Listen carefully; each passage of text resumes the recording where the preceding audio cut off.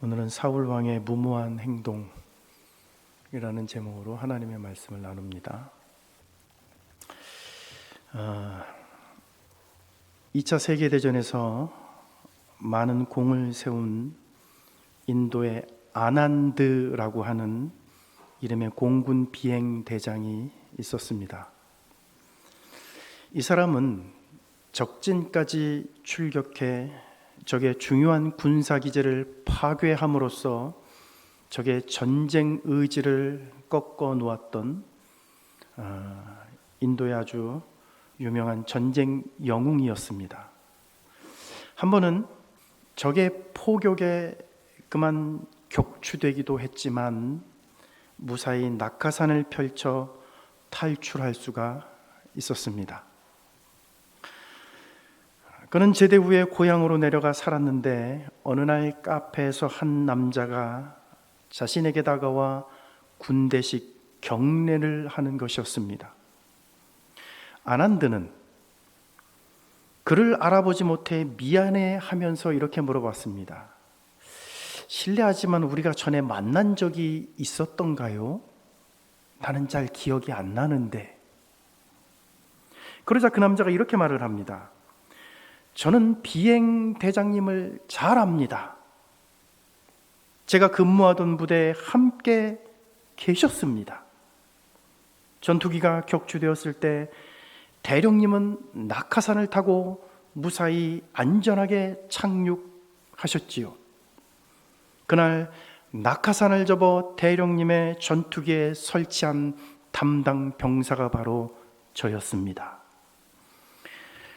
무사 생還소식을 듣고 제가 얼마나 기쁘고 자랑스러웠는지 모릅니다.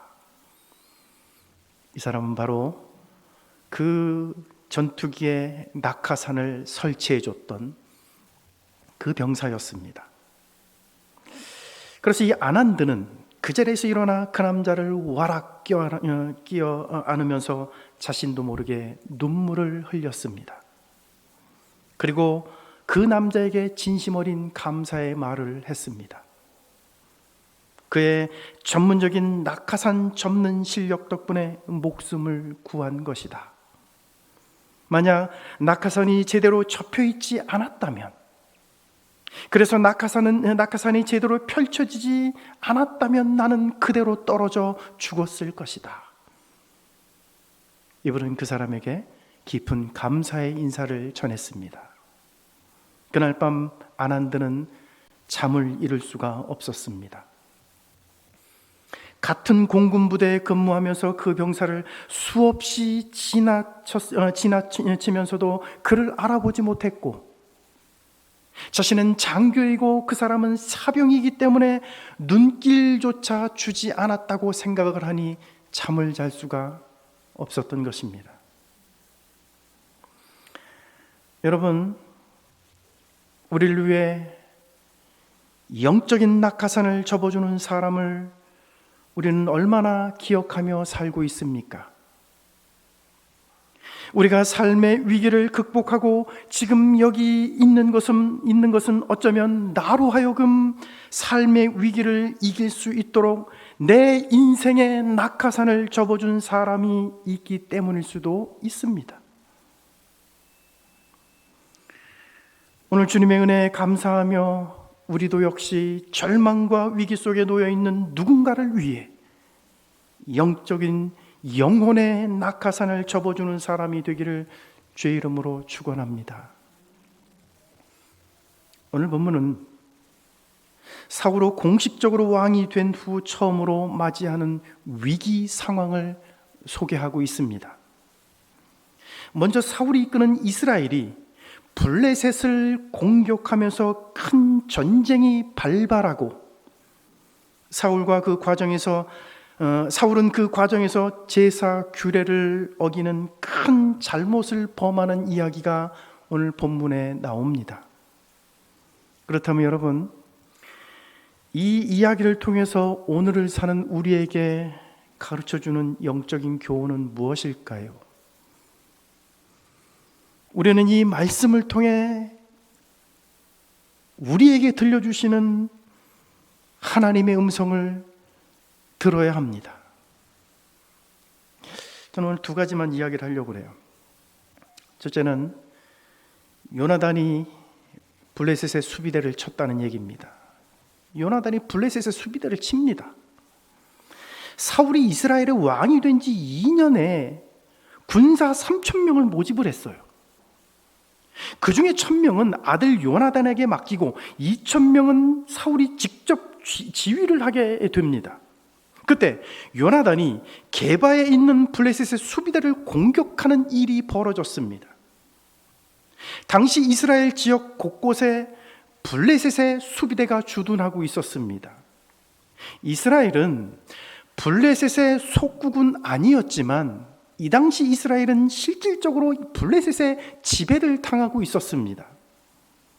그래서 블레셋은 이스라엘에 대한 지배력을 강화하기 위해 이스라엘 곳곳에 수비대를 주둔시켜 놓고 있었던 것입니다. 이런 상황에서 왜 사울은, 물론 사울의 아들 요나단이 공격을 한 것이지만, 이런 상황에서 왜 사울은 블레셋의 수비대를 공격했을까요? 사실 블레셋과 이스라엘의 군사력을 비교하면 비교 불가의 차이가 납니다. 여러분 5절에 보면 이스라엘이 블레셋의 수비대를 공격했다는 말을 듣고 싸우기 위해 모인 블레셋의 군사력을 이렇게 보도하고 있습니다. 블레셋 사람들이 이스라엘과 싸우려고 모였는데 병거가 3만이요 마병이 6천이며 백성은 해변에 모래같이 많더라. 그들이 올라와 베다웬 동쪽 믹마스에 진침해. 여러분 여기 보면 블레셋의 여러분 이 군사력을 어떻게 소개하고 있습니까? 병거가 3만, 마병이 6천이에요.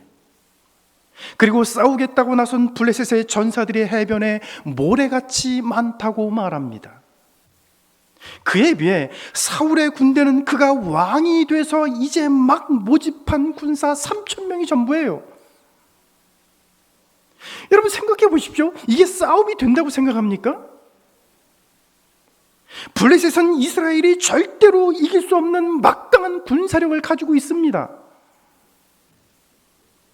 게다가 당시 블레셋은 철기 문화의 영향을 받아 막강한 군사력, 최첨단 무기를 보유하고 있었습니다. 여러분 철기 문화, 여러분 옛날에 우리 학교 다닐 때 그거 배웠죠. 석기 시대, 그 다음 청동기 시대, 그 다음 철기 시대, 뭐 이런 거 배웠잖아요, 그죠? 그 당시 이스라엘은 청동기 문화의 영향을 받고 있었고 주변에 이런 블레셋 같은 강국들은 철기 문화의 영향이 들어와가지고 여러분 그들은 강력한 군사력을 보유하고 있었단 말이에요. 그들이 보유하고 있는 병거는 여러분 여기 우리 구약 성경 보면 여러분 병거라는 말이 참 많이 나옵니다. 이걸 현대어로 번역하면 전차예요, 전차. 예? 그들이 보유하고 있는 이 병거는 그 당시 과학으로 따지면 있잖아요. 최첨단 여러분 스텔스 전투기, 핵잠수함, 그런 최상위급 전투 무기예요. 이걸 전차로 얘기하면 요즘 나오는 전차들이 이런 게 있습니다. 여러분 능동 방어 시스템을 가진 전차 못 들어보셨죠? 예? 저도 우크라이나하고 이 러시아하고 전쟁하는 것 때문에 들었습니다. 능동 방어 시스템을 가진 전차. 이게 뭔가 했더니요. 전차를 파괴하려고 미사일을 쏘면 전차가 알아서 그 미사일을 요격하고 거기다가 포를 쏘는 거예요. 얼마나 많이 발전을 했습니까? 여러분 이 블레셋은 그 당시 이런 최강의 최첨단 무기를 보유하고 있었던 강력한 나라였습니다. 그것을 무려 3만 대를 보유하고 있었습니다. 그에 비해 이스라엘은 변변찮은 무기조차 가지고 있지 못했습니다. 여러분 19절부터 22절을 한번 보세요. 그때에 19절부터 22절이에요. 그때에 이스라엘에 철공이 없었으니 이는 블레셋 사람들이 말하기를 히브리 사람이 칼이나 창을 만들까 두렵다 하였음이라. 온 이스라엘 사람들이 각기 보습이나 삽이나 도끼나 괭이를 벼리려면 블레셋 사람들에게로 내려갔었는데 곧 그들이 괭이나 삽이나 쇠스랑이나 도끼나 쇠 채찍이 무딜 때 그리하였으므로 싸우는 날에 사울과 요나단과 함께한 백성의 손에는 칼이나 창이 없고 오직 사울과 그의 아들 요나단에게만 있었더라. 여러분, 당시 이스라엘은 철을 다루고 무기를 만들 수 있는 철공이 없었어요. 왜냐하면 이스라엘 사람들이 칼이나 창과 같은 전쟁 무기를 만들까 봐 블레셋이 이를 제한하고 통제했기 때문입니다. 그러다 보니까 농사를 지을 때 쓰는 보습이나 삽이나 도끼나 괭이 같은 것들이 날이 무뎌져서 날을 벼리려면 블레셋 사람들에게로 그걸 가지고 가야만 했어요. 그러니까 전쟁 무기를 가질 수가 없었다는 거예요. 결국 칼과 창을 가진 사람은 사울과 요나단 뿐이었습니다. 병거 3만 대와 칼을 든 사람 겨우 2명. 여러분, 이것이 이스라엘과 블레셋의 군사력의 차이였습니다. 군사력이 이 정도의 차이가 난다면 블레셋의 수비대를 공격한 것은 너무나 무모한 짓이고 너무나 정말 있을 수 없는 그런 행동이었습니다. 여러분, 이런 군사력을 가지고 블레셋의 수비대를 쳐요? 그리고 사울 왕이 그것을 모르지 않았을 겁니다. 중요한 것은 여러분 이거예요. 사울 왕이 그것을 몰랐겠습니까? 알았겠죠. 근데 왜 그런 무모한 공격을 했을까요? 여러분, 이 질문에 대해 구약 학자들은 크게 2가지를 얘기합니다. 하나는 사울 왕이 자신의 왕권을 강화하기 위해서 그런 행동을 했다는 거예요. 자, 또 하나는 이제 막 왕이 된 사울이 이제 막 왕이 됐거든요. 이제 막 취임했어요. 이제 막 취임하고 이제 막 사울이 왕이 된 사울이 백성들에게 뭔가를 보여주어야 한다는 그런 생각으로 이 블레셋의 수비대를 공격했을 거라는 겁니다. 어쨌든 수비대를 공격한 것이 화근이 되어 블레셋이 전면 전쟁을 일으키고 말았습니다. 이것 때문에 전면 전쟁이 일어나요. 예? 사울 왕이 적의 수비대를 쳐서 자신의 존재를 알리고 백성들에게는 뭔가를 보여주려고 한 그것 때문에 오히려 독이 되어 돌아오고 만 것입니다. 그래서 여러분, 정치하는 사람들은 여러분 잘해야 되는 거예요. 진심을 가지고 정치를 해야 되는 거고 진심을 가지고 국가와 국민을 위해서 일을 해야 되는 거지, 내가 뭔가를 보여주겠다고 하는 순간 그것은 독이 되어 돌아오는 겁니다. 이스라엘의 입장에서는요, 그것 때문에 국가적인 위기 상황이 벌어지고 말았습니다. 이때 이스라엘 백성들의 행동을 우리는 주목할 필요가 있습니다. 그런 상황이 벌어졌어요. 벌어진 거 어쩔 수 없습니다. 그 다음이 중요해요. 여러분, 이스라엘 백성들이 어떤 행동을 했는지 여러분 보세요. 4절을 보십시오. 온 이스라엘이 사울이 블레셋 사람들의 수비대를 친 것과 이스라엘이 블레셋 사람들의 미움을 받게 되었다함을 듣고 그 백성이 길갈로 모여 사울을 따르니라. 아멘. 여러분, 여기서 우리가 주목할 부분이 있습니다. 그 백성이 길갈로 모여 사울을 따르니라. 여러분, 그 백성, 우리 성경은 그 백성으로 되어 있어요. 여러분, 이 성경 원문에 보면 이스라엘 전체 백성을 얘기합니다. 온 이스라엘 백성, 전체 이스라엘 백성이 사울을 따랐다고 그렇게 얘기를 해요. 여러분, 무슨 말입니까? 블레셋의 군대가 전면 전쟁을 일으켰다는 소식을 듣자 이스라엘 백성 전체가 길갈에 모여 사울 왕을 따랐다는 얘기예요. 이스라엘은 국가의 위기가 오자 즉각적으로 전체가 지금 하나가 되었다는 것입니다. 그리고 국가의 지도자인 사울 왕을 따라갔다는 거예요. 지금까지 이스라엘 백성들의 모습을 보면 자기들 멋대로였습니다. 자기들 소견에 옳은 대로 살아왔던 그런 사람들이었어요. 사무엘의 말도 무시하고 왕을 달라고 요구했던 사람들이 바로 이스라엘 백성들이었습니다.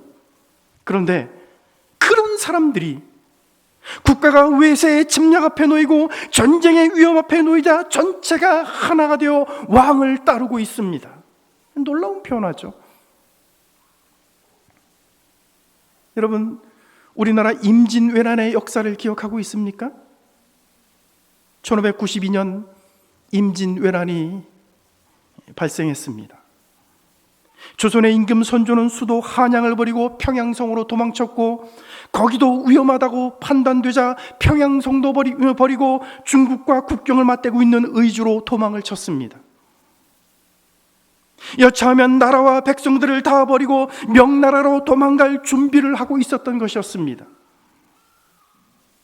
일본군이 조선 땅에 상륙한 지 불과 20일 만에 수도 한양이 함락되었고, 나라의 운명은 풍전등화의 상황에 처하고 말았습니다. 이때 조선의 조정 대신이란 사람들은 영의정 유성룡을 중심으로 한 동인과 좌의정 윤두수를 중심으로 한 서인이라고 하는 그런 파벌을 나누어 서로 치열하게 당쟁을 하며 서로 싸우는 데 몰두하고 있었습니다. 서인과 동인, 여러분 조선의 역사 속에 그 유명한 서인과 동인이요, 유성룡을 중심으로 한 동인, 좌의정 여러분 윤두수를 중심으로 한 그 서인, 얼마나 피 터지게 싸웠습니까? 그 임진왜란 당시에요. 당시 일본 수군을 바다에서 무찌르며 조선을 패망에서 극적으로 구해낸 이순신마저도 정쟁의 희생양으로 삼아 그를 역적으로 몰았습니다. 여러분, 또 1636년 인조 14년에 일어난 병자호란 역시 마찬가지였습니다. 오랑캐라 불리던 청나라의 침략으로 조선의 임금 인조가 삼전도에서 오랑캐에게 3번이나 무릎을 꿇고 절을 하는 치욕을 맛봤습니다. 이때도 조선은 하나가 되지 못했어요. 적과파와 주화파로 갈라져서 서로 치열하게 당파 싸움을 하며 서로가 서로를 물어뜯고 싸우는 데 몰두하고 있었습니다. 병자호란이 터지기 직전에는 문묘종사라고 하는 논쟁으로 목숨을 걸고 팔을 나누어 싸우고 있었습니다. 문묘종사가 뭔지 아십니까, 여러분? 공자를 모시는 사당에 율곡 이 선생의 제사도 같이 지내자. 예? 여러분, 조선이라는 나라가 어떤 나라입니까? 여러분, 공자 맹자를 500년을 섬겼잖아요. 공자 맹자 우상을 500년을 섬겼단 말이에요. 그런데 공자를 섬기는 이 조선이 율곡 이 선생의 제사도 같이 거기서 지내자, 이렇게 주장하는 쪽과 반대하는 쪽이 서로 목숨 걸고 싸웠어요. 목숨 걸고 싸웠다고요. 여러분, 그때 조선이 명나라를 황상의 나라로 섬길 때 명나라는 만리장성을 지키고 있던 장군 원숭환이라고 하는 장군을 누명을 씌워서 처형을 시켜버렸고, 이자성의 난이 중원을 휩쓸고 있었습니다. 무슨 얘기냐면 세계 질서가 요동치고 있었다는 얘기예요. 그 당시 여러분, 세계는 중국 아니었습니까? 명나라 아니었습니까? 우리 조선에서 봤을 때 세계는 세계 질서가 요동치고 있는데 조선의 신하들이라는 자들은 누가 권력을 잡을까 하는 생각으로 싸움질만 하고 있었다는 것입니다. 그런데 그런 역사를 경험했는데도 불구하고 우리는 역사로부터 아무것도 배우지 못하고 있다는 거예요. 벌써 몇 년 지났죠? 일본이 우리나라에 대한 수출 규제를 발표했을 때 경제 전문가들이 뭐라고 얘기를 했습니까? 기억나십니까? 경제 전문가들은 일본의 수출 규제를 경제 침략, 무역 전쟁으로 규정을 했습니다. 총만 쏘지 않았을 뿐이지 우리나라는 지금까지 여러분 그거 아직도 정상적으로 복구되지 않았어요. 총만 쏘지 않았지 우리나라는 아직도 전쟁을 하고 있는 중입니다. 그러면 여러분, 블레셋의 침략을 받은 이스라엘이 전체가 하나로 똘똘 뭉쳤던 것처럼 우리도 하나가 되어 똘똘 뭉쳐야 되지 않을까요, 여러분? 그런데 우리는 광화문과 서초동으로 편이 갈라져서 싸움질에 몰두해 있었습니다. 지금도 광화문 광장에서 편을 갈라 싸우고 있는 거 아십니까, 여러분? 지금도 싸우고 있어요. 더 안타까운 것은 일부 정신 나간 목회자들이 그런 일을 선동질하고 있다는 겁니다. 양쪽을 보고 있자니요, 피로감이 생겨요. 이제 그만하면 안 되나? 예? 여러분, 피로감이라는 거 느끼십니까? 이제 좀 그만 좀 하지. 여러분, 우리나라가 하나 되는 일에 기독교가 앞장서야 되는 거예요. 그런데 작금의 상황을 보면 기독교도 정치 싸움에 편승해서 서로 물어뜯는 일을 하고 있습니다. 참으로 안타까운 일이에요. 여러분 요한복음 17장 21절을 한번 찾아보세요. 요한복음 17장 21절. 요한복음 17장 21절.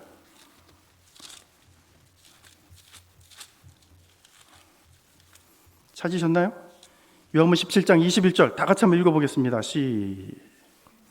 시작. 아버지여, 아버지께서 내 안에 내가 아버지 안에 있는 것 같이 그들도 다 하나가 되어 우리 안에 있게 하사 세상으로 아버지께서 나를 보내신 것을 믿게 하옵소서. 아멘. 여러분, 요한복음 17장은요 예수님이 십자가 죽음을 앞두고 한 대제사장적 기도의 장입니다. 여러분, 죽음을 앞두고 한 이야기가 얼마나 여러분 그 가치가 있겠습니까? 얼마나 무게감이 있겠습니까? 주님이 죽음을 앞두고 한 이야기입니다. 앞두고 한 기도의 장이 요한복음 17장이에요. 여기서 여러분 주님이 뭐라 그럽니까? 그들도 하나가 되게 하사. 그들은 제자들이에요. 제자들이요. 여러분 12명의 제자들이 얼마나 다양한 스펙을 가진 사람들입니까? 다양한 캐릭터를 가진 사람들입니까? 그런데 그들이 하나가 되게 해달라고 그렇게 말을 해요. 마태복음 5장 9절에 보면 화평하게 하는 자는 복이 있나니 그들이 하나님의 아들이라 일컬음을 받을 것이며, 주님이 그렇게 말씀하십니다. 그리스도인들은 지금 극심하게 갈린 국론과 정치적 대립을 뛰어넘어 화평하게 하는 자로서 그 역할과 사명을 다해야 합니다. 싸움을 부추기는 사람, 서로 물어뜯는 사람이 아니라 화평을 만들어내고 화목을 촉진하는 사람들이 되어야 합니다. 오늘 우리가 하나가 되고 화평케 하는 사람들이 되시길 주의 이름으로 축원합니다. 두 번째는 사울이 절박한 마음에 번제를 드려요. 예? 사울이 번제를 드립니다. 8절 9절을 보세요. 오늘 본문 8절 9절을 보세요. 사울은 사무엘이 정한 기한대로 이레 동안을 기다렸으나 사무엘이 길갈로 오지 아니함에 백성이 사울에게서 흩어지는지라. 사울이 이르되 번제와 화목제를 이리로 가져오라 하여 번제를 드렸더니, 여러분 여기 보시면 사울이 왕이 된 후에 엄청난 잘못을 저지르는 이야기가 나와요. 여러분 무슨 잘못입니까? 오직 제사장만이 집례해야 할 제사의식을 사울 왕이 직접 제사를 집례해버리고 말았다는 거예요. 그러면 여러분 사울은 왜 이런 잘못을 저질렀을까요? 몰라서 그랬을까요? 그건 아니죠. 몰라서 그런 건 아니에요. 여러분 몇 가지 이유가 있습니다. 하나는 사무엘 선지자가 약속한 날이 되도록 오지 않기 때문에 그랬어요. 사무엘 선지자가 약속한 날이 되도록 오지 않았다는 거예요. 지금 수만 명의 블레셋 군대를 눈앞에 두고 있는 사울이 매우 초조했을 것입니다. 하루빨리 사무엘 선지자가 와서 하나님 앞에 제사를 드리고 하나님이 주시는 말씀을 받아서 그 하나님의 지시를 받아서 나가야 될 텐데, 사무엘 선지자가 오지 않는 거예요. 예? 여러분 본문에 보세요. 정한 기한대로 이레 동안을 기다렸더니 그러잖아요. 정한 기한대로 일주일 동안을 기다렸는데 사무엘이 오지 않는 겁니다. 약속된 날이 다 되도록 오지 않았기 때문에 사울은 너무나 초조했습니다. 또 하나의 이유는 사울을 따르는 백성들이 지금 겁을 잔뜩 집어먹고 다 숨거나 도망쳐 버렸어요. 싸워야 할 군사들이 사방으로 흩어져 버린 겁니다. 여러분 6절 7절에 보면 백성들이 굴과 수풀과 바위 틈과 웅덩이에 숨었다고 말합니다. 그리고 어떤 히브리 사람들은 아예 요단강 건너 갓과 길라 땅으로 도망쳐 버렸어요. 여러분 요단강 건너가 어디입니까? 가나안에 들어오기 전에 땅을 말하는 거잖아요. 가나안 지경을 벗어나서 멀찌감치 아예 도망을 가버렸다는 얘기예요. 어떤 히브리 사람들은요. 백성들이 이렇게 다 혼비백산하듯 도망을 친 것이 여러분 하나도 이상하지 않습니다. 숫자적으로 상대가 되지 않을 정도로 블레셋의 군사가 압도적이에요. 군사적인 장비만 가지고도 압도적입니다. 그 도망한 것이 하나도 이상하지 않아요. 전쟁을 치르는 최첨단 무기가 저쪽에는 많이 가지고 있는데 자기들은 하나도 없어요. 게다가 지휘관인 사울은 사태가 이 지경인데도 아무런 리더십을 발휘하지 못하고 아무런 액션도 없이 그냥 길갈에 머물러 있습니다. 그러니까 지금 블레셋과 싸워서 이길 요소가 하나도 없는 상황이라는 거예요. 그나마 사울 곁에 머물던 2,000명의 군사들도 하나씩 둘씩 다 떠나가고 이제는 겨우 600명밖에 남지 않았습니다. 그러니 사울 왕은 매우 불안하고 매우 초조했을 것입니다. 여러분, 사람은요 항상 눈에 뭐가 가득히 보여야 안심이 되는 존재가 이게 사람이에요. 예? 통장에 찍힌 동그라미가 이게 많이 동그라미가 찍힌 게 있어야 그걸 보고 안심하는 존재가 이게 사람이에요. 예? 정치인들은 광화문과 서초동에 가득 모인 인파를 보고 안심을 해요. 사람은 항상 그래요. 여러분, 신앙이라는 것이 참 아이러니 아닙니까? 하나님은 내가 약할 때 강한 주님이라고 하셨고 내가 가난할 때 부하신 주님이라고 우리는 그렇게 알고 있고 그렇게 고백하고 있어요. 나의 모자람과 나의 결핍을 통해 하나님이 역사하신다고 우리는 늘 그렇게 배웠고 들었고 알고 있고 그렇게 말을 합니다. 그런데 실제로 우리는 눈앞에 뭔가가 보여지는 게 있지 않으면, 뭔가 가득 차 있지 않으면 불안을 느끼고 초조해야 합니다. 말은 그렇게 하는데, 예? 사울은 백성들과 군사들이 눈앞에서 도망치고 떠나가는 모습을 보고 크게 불안했을 것입니다. 그래서 사무엘을 기다리지 못하고 자신이 그냥 제사를 드려버리는 거예요. 마지막 이유 하나가 더 있습니다. 이유 하나가 더 있어요. 그게 뭐냐면 블레셋이 눈앞에 지금 진을 치고 있기 때문입니다. 블레셋이요, 눈앞에 지금 진을 치고 있어요. 여러분 5절 뒷부분을 보면 이런 말이 나와요. 그들이 올라와 벤나웬과 믹마스에 진치니. 여러분, 블레셋의 군사들이 지금 어디까지 올라왔다고 얘기하냐면 믹마스까지 올라왔다 그래요. 예? 블레셋의 군사들이 지금 믹마스까지 올라와 거기에 지금 진을 쳤습니다. 여러분, 믹마스가 여러분 2절에 보시면 사울이 군사 3,000명을 선발해서 1,000명을 아들 요나단에게 맡기고 나머지 2,000명을 자신이 데리고 있었는데 그 2,000명을 주둔시켰던 곳이 믹마스예요. 거기가 믹마스라고요. 예? 애들이 왔다 갔다 하느라고 지금 정신이 없어서 뭔 얘기하는지 잘 안 들리셨죠? 예?